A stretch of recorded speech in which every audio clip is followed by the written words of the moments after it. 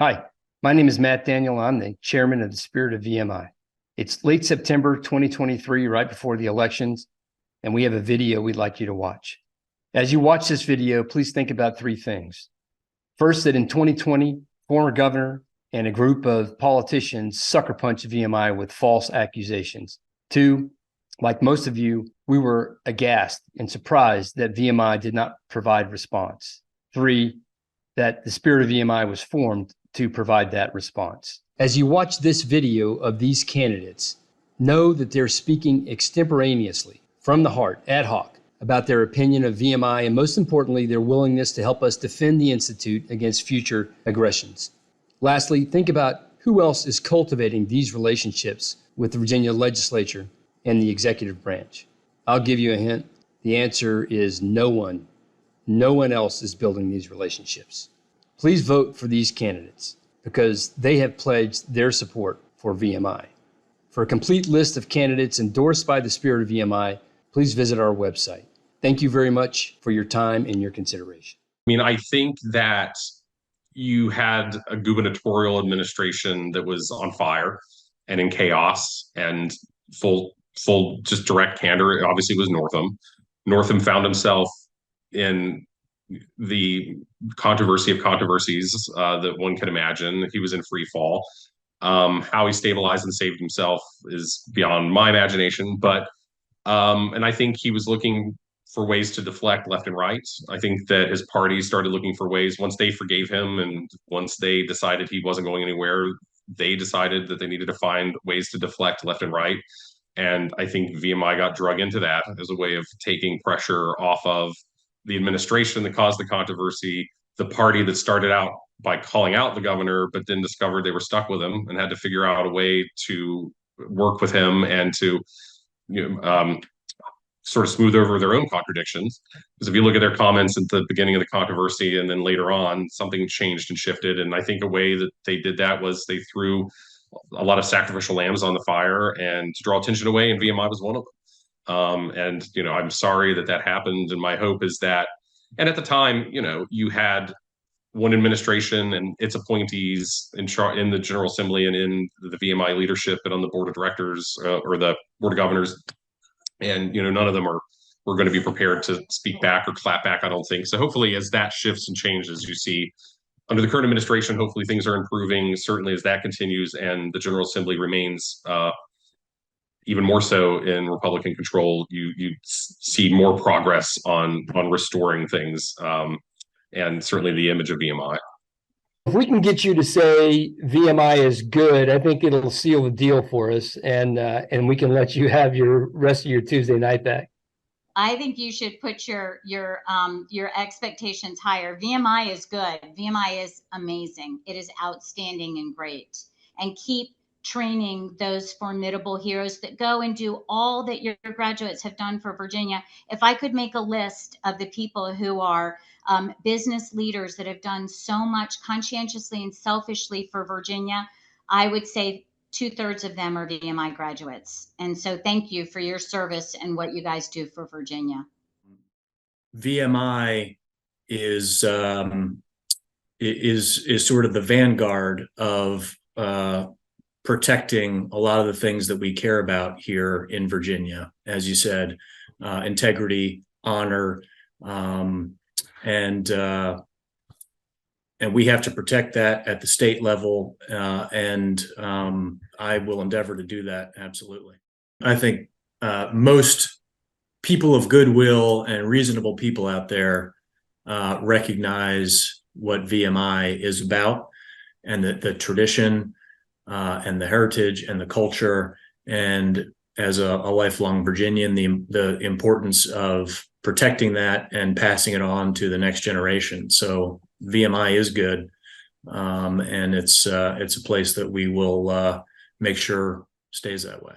VMI is good, and we've got to make sure that we invest in the future of all Virginians, and VMI is obviously creating the next generation of leaders, and so we've got to support y'all, and so it's an honor to be here and to have your support. And frankly, I want to upfront congratulate you all on your efforts. I was very pleased to read that the rat line is back up to almost full capacity this year with about 500 incoming freshmen. And I think that that is directly attributable to the efforts that you've put forward just to kind of push back on the DEI issues that are, unfortunately invaded your campus as well as so many other campuses across the country. So you're to be congratulated. And I really appreciate you for stepping up, because it's always easy just to kind of take a pass and complain about things, but to be in the arena really makes a difference. So thank you.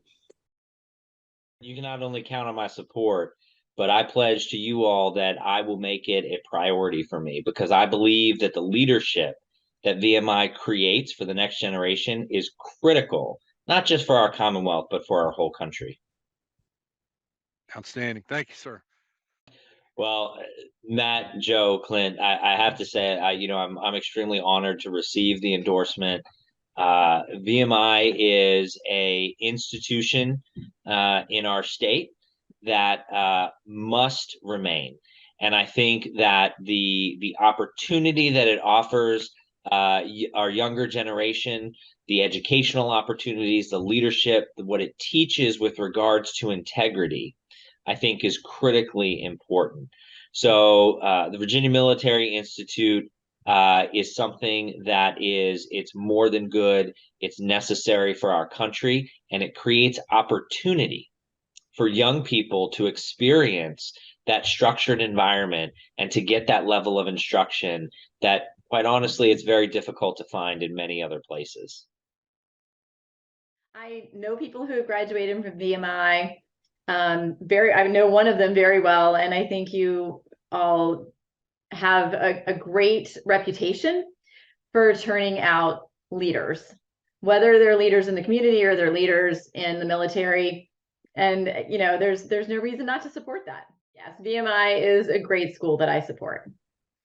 People that go to VMI have to have a different mindset. It's a different type of institution, and we need places to turn out leaders and military, specifically military leaders. And to say that its time has passed, I think it'd be very short-sighted, because unfortunately we're going to have threats from outside of this country for some time to come. And we need military leaders in place that can help us protect this country and everything we stand for. We need to support VMI. We need it for the reasons it was originally founded, and those reasons continue to this day. So yes, I would support those endeavors. That leadership system that you have, and we sat through the whole thing. It was incredible. There's nothing like it. In fact, I would say, just personally on VMI, we need to expand VMI. We need to have another campus, maybe down here in Fort Monroe. It'd be a great place to have another campus for VMI. And so, there's a real call. There's a almost a call to duty for the VMIs in the world to step in and say, look, we're gonna build men and women of character, and we're gonna give you a path forward to show you how to get there. My cousin. Do your values align with VMI's values? And would you support the founding principles of VMI in the legislative sessions to come? Yeah, Joe, not only would I support them, but I would expand them. Again, I think there's for those of us who've spent a life in advertising, marketing, fundraising, consulting, you have a unique selling proposition, the USP, we call it, right, in the business. And you're unique in that you're a military institution. You have a storied and grand tradition. Hi, I'm Delegate Karen Greenhall, and VMI is good. As a member of the Education Committee, I'm really pleased with the unique opportunity that VMI offers our Virginia students and the way it prepares cadets for their life after college.